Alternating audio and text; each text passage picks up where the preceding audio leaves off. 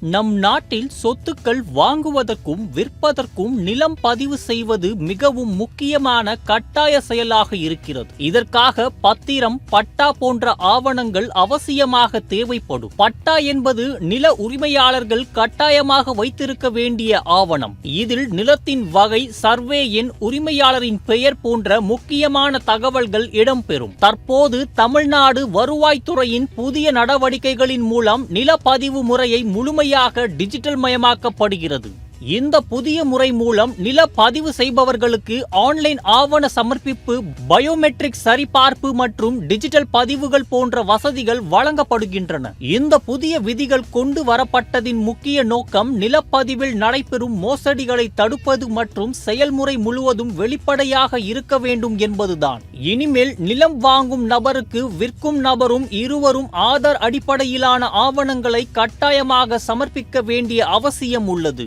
மேலும் அனைத்து விற்பனை மற்றும் தொடர்புடைய ஆவணங்களும் ஆன்லைன் வாயிலாக சமர்ப்பிக்கப்பட வேண்டும். இதில் பிளாக் செயின் தொழில்நுட்பத்தின் அடிப்படையில் நிலம் பதிவு முறை தேர்ந்தெடுக்கப்பட்ட மாநிலங்களில் ஆரம்பிக்கப்பட உள்ளது. துணை பதிவாளர் அலுவலகத்தில் நேரில் சென்று பயோமெட்ரிக் சரிபார்ப்பு செய்ய வேண்டும். அதோடு நிலத்தின் துல்லியமான அளவீடு மற்றும் இருப்பிடத்தை சரியாக அறிய GIS அடிப்படையிலான நில வரைபடம் பயன்படுத்தப்படும். இதனால் நில உரிமையில் ஏற்படும் பிரச்சனைகள் குறையக்கூடும் என்பதுடன் அரசு தரவுகளும் ஒருங்கிணைக்கப்படுகின்றன. புதிய விதிகள் அமலுக்கு வந்ததால் விற்பனை, ஒப்பந்த ஆவணங்கள், பயோமெட்ரிக் வருகை பதிவு, ஆன்லைன் GIS வரைபடம் மூலம் சொத்துக்கள் பற்றிய சரியான தகவல்களை பெற முடியும். இதில் வரி ரசீது உள்ளிட்ட தேவையான ஆவணங்களும் சேர்க்கப்பட உள்ளன. இந்த முறைகள் நாடு முழுவதும் நடைமுறைப்படுத்தப்பட உள்ளதால் சொத்து வாங்குவோர் மற்றும் விற்போர் இருவரும் இந்த புதிய விதிகளை தெரிந்து கொண்டு அவற்றை பின்பற்றுவது மிகவும் அவசியம்.